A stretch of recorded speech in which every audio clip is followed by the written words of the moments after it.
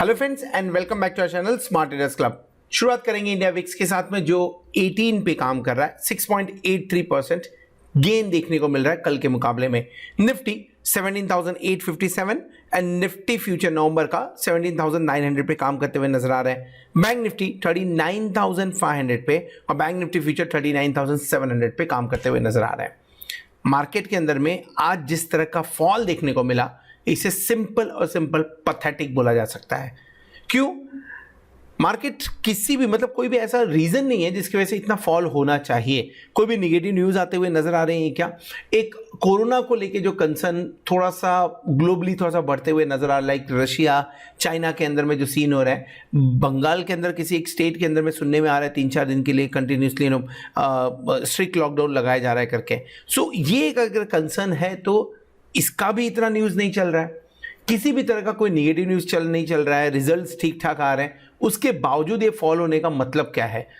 या तो कुछ ऐसा न्यूज जो हमें ना पता हो और एफआईआई इसको पता हो, जिससे चलते हुए एफआईआई अच्छी खासी बिकॉली कर रहे हैं, या हो सकता है 1-2 दिन में अगर ऐसा कुछ न्यूज लीक होने वाला रहे, या तो दूसरी चीज ये कि अक्टूबर महीने की एक्सपायरी आज के दिन में खत्म हुई है, शायद एक्सपायरी के चलते हुए इतनी भारी भरकम बिकॉली अभी तक होते हुए नजर आ रही है। इन दो चीज़ों के ऊपर में ध्यान रहेगा। और कंफर्मेशन कब तक मिलेगा? कंफर्मेशन आपको मंडे तक मिलेगा। अगर एक्सपायरी के चलते हुए ये होता हुआ नजर आ रहा है तो पूरा चांसेस बनता है कि फ्राइडे मंडे के दिन में एफआईआई बिकॉली बंद करके खरीदारी की तरफ आ जाएंगे। क्यों आएंगे? डेरिवेटिव डेटा के ऊपर में बात करेंगे। और अगर ये कोरोना के ऊपर केसेस हो रहे हैं तो जब कोरोना पहले था संडे को कुछ न्यूज आता था, उसी तरह से इस संडे तक कुछ क्लैरिटी आते हुए नजर आए। एनी हाउ, जो भी तरह का ट्रेंड बनेगा वो ट्रेंड मंडे तक तो कंफर्म होगा, ये एक्सपेक्टेशन रखते हैं। ओवरऑल लगभग 350 पॉइंट का फॉल निफ्टी में और बैंक निफ्टी 1400 पॉइंट, 1365 पॉइंट का फॉल अपने आप में बेहद निराशाजनक और निगेटिव है। हमने ट्रेड कौन सा इनिशिएट किया था? इनफैक्ट आज के दिन में कोई ट्रेड इनिशिएट नहीं किया था, लेकिन आपको 3 ट्रेड ऐसे दिख रहे होंगे जो रेड में होंगे, जिसके चलते हुए हमारा जो सक्सेस रेशियो था वो भी थोड़ा नीचे आते हुए दिख रहा है। पहला ट्रेड हमने 18 अक्टूबर को लॉन्ग लिख किया था, इसे 19,000 का कॉल ऑप्शन था, लॉटरी ट्रेड के हिसाब से लिया था, इसके लिए इसमें कम पैसे लगाए हुए थे और लगभग वहाँ पे 3,100 का लॉस होते हुए नजर आया। दूसरा ट्रेड हमने इनिशिएट किया हुआ था 18,400 के कॉल ऑप्शंस पे, ये भी लगभग इसे हमने कैरी फॉरवर्ड किया हुआ था और ये एक्सपेक्टेशन था कि आज के दिन में कि जिस तरह से पुट कॉल रेशियो नीचे की तरफ है, एक बार बाउंस बैक बनता है। हाँ, शायद बाउंस बैक के अंदर में कि हमारे ट्रेड तक, हमारे रेट तक नहीं पहुंचता, लेकिन उसके बावजूद थोड़ा रिकवरी होने के चांसेस थे, वो होते हुए नजर नहीं आया। डेफिनेटली यहां पे भी लॉस बुक किया हमने। और थर्ड 18,250 का कॉल ऑप्शन था, वहां पे भी हमने लॉस बुक किया हुआ है।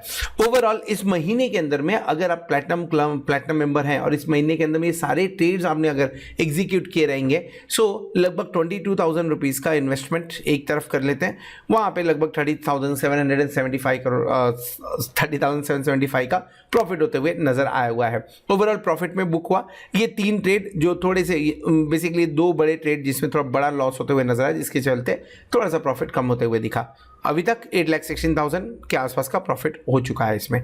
अगर आप प्लैटिनम मेंबर हैं, डेफिनेटली आपको सारे ट्रेड्स आपके मोबाइल पे मिल रहे होंगे, और अगर नहीं मिल रहे हैं तो आप 8291802926 पे कांटेक्ट कर सकते हैं, व्हाट्सअप कर सकते हैं, या तो आप www.smarttradersclub.com विजिट भी कर सकते हैं ताकि आपको अधिक इंफॉर्मेशन इसके बारे में मिल सके। चलिए आगे बढ़ते हैं, समझने की कोशिश करते हैं निफ्टी और बैंक निफ्टी को।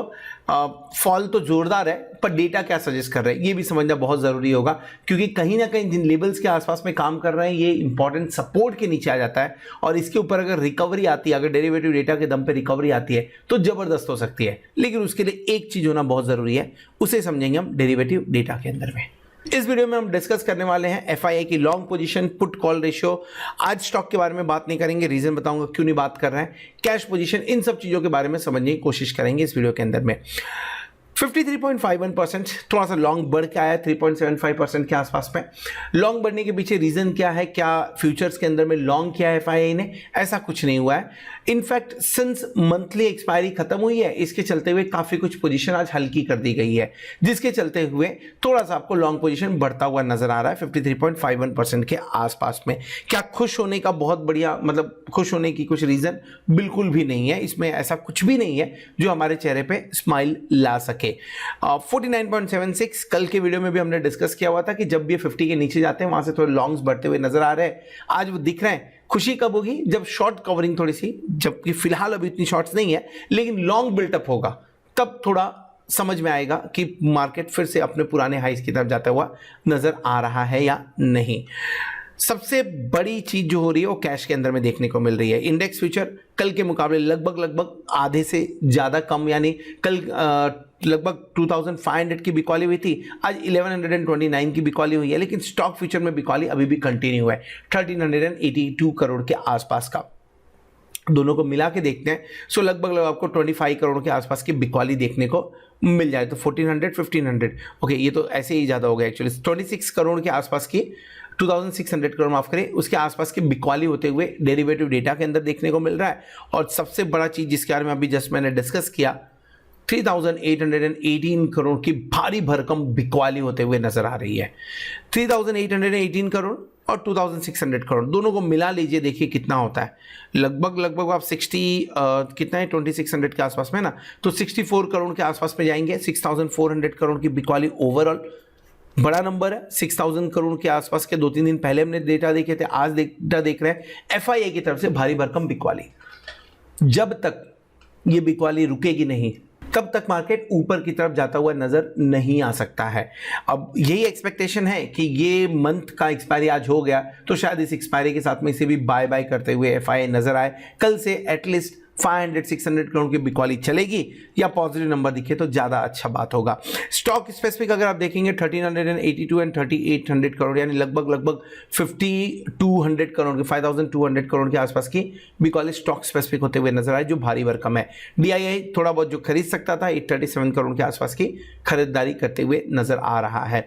सो पुट कॉल रेशियो देख लीजिए 0.90 ओवरसोल्ड है, यस इट इज ओवरसोल्ड, और मंथ की स्टार्टिंग में आप है 0.90।